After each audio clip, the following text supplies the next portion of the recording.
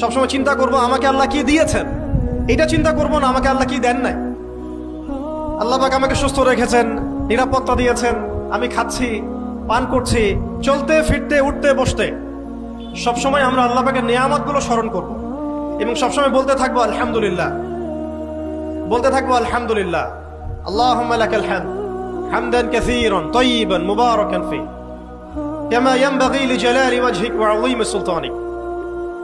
আল্লাহ পাকের শুকরিয়া যে যত বেশি আদায় করবে, আল্লাহ পাক বলেছেন লা ইন শাকারতুম লা আযীদান্নাকুম, তোমরা আমার শুকরিয়া আদায় করো আমি তোমাদের প্রতি আমার নিয়ামতকে বাড়াই দেব। ওয়া লা ইন কাফারতুম ইন্না আযাবি লাশাদীদ, তোমরা যদি আমার অকৃতজ্ঞ হও জেনে রাখো আমার আযাব বড়ই কঠিন। সবসময় চিন্তা করব আমাকে আল্লাহ কি দিয়েছেন, এটা চিন্তা করব না আমাকে আল্লাহ কি দেন নাই।